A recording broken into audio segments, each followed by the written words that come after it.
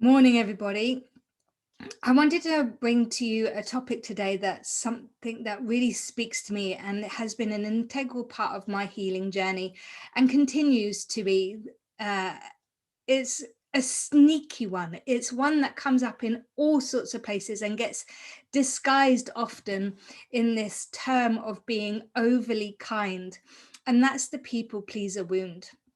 I'm calling it a wound, but I'll explain why I call it a wound in a minute.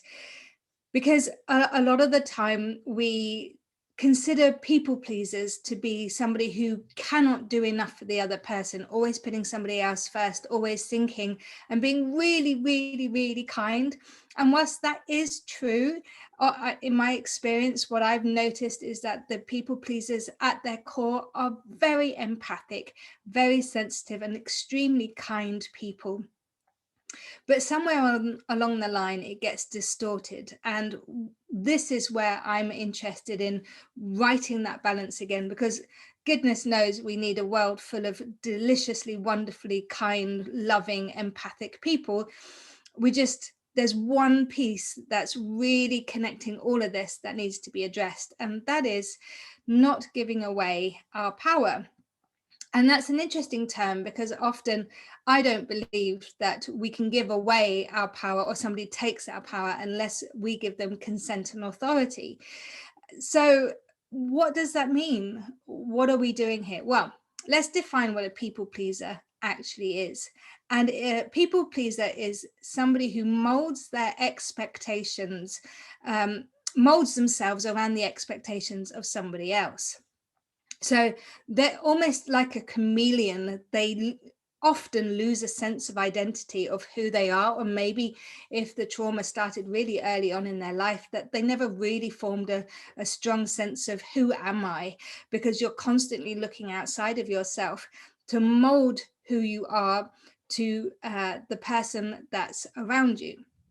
And it might be that that doesn't show up in all of your relationships. Maybe when you're with really, really other empathic, sensitive, kind people, it's less obvious, but guaranteed it will still be there. Conversations like, where do you want to go? I don't mind. Where do you want to go? I don't mind. Do you have a preference? No. Do you have a preference? No. And then everyone goes around in these circles, kind of trying to please each other and make the situation comfortable. And that's fine. But at some point, we want to really bring our authority back and bring the awareness back to the fact that we gave away our truest sense of identity to try and please somebody else.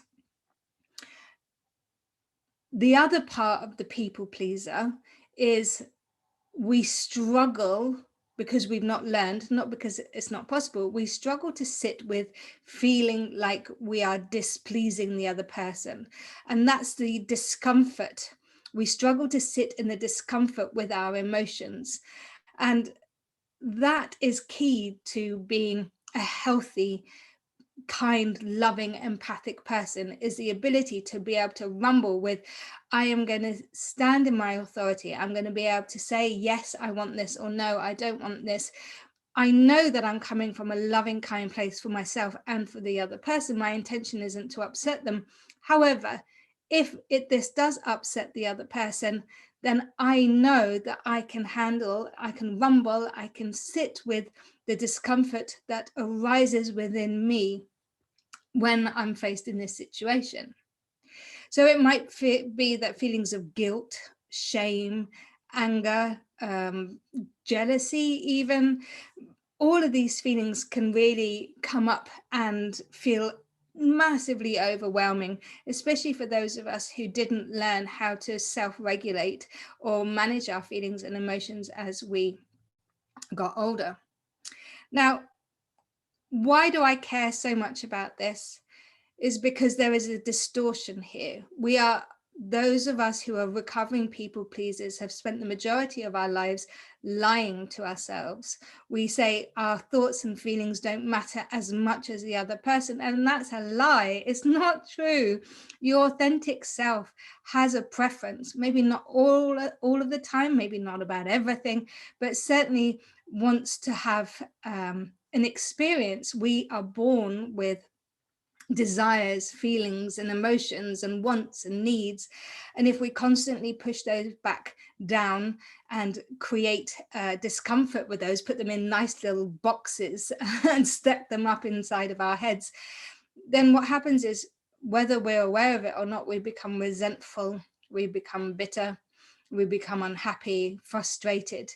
And you might even get to a point where you're thinking, I don't even recognize this person that's showing up. I don't recognize this voice, this person, this interaction that I'm having with this other person, and how I'm showing up today. It feels alien, feels uncomfortable.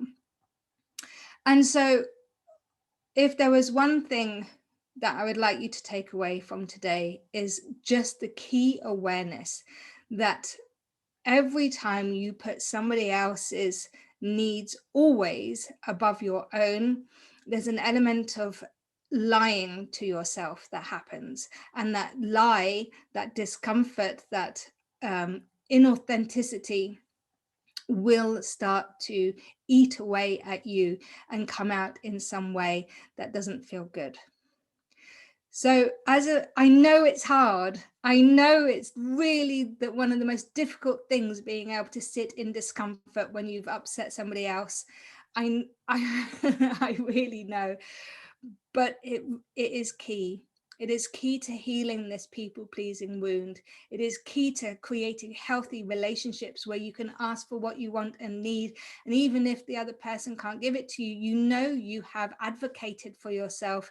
You become your own leader of your own life, rather than giving it away to somebody else all the time. This is profound. This is a moment of true and radical change once we start taking responsibility for how we feel. And the people pleaser wound that I see in my son, I see in my friends, I see in myself primarily, it's time for it to balance back out, come into right alignment with ourselves, where we really do honor our wants and needs and create a healthy, loving relationship with ourselves and then with those around us too. So if you'd like to find out more, you can contact me at Instagram, dawnlushed_, or on my website, www.dawnlushed.com. I am hosting a people-pleasing recovery workshop. And for more information, check out the links below. Take care and lots of love.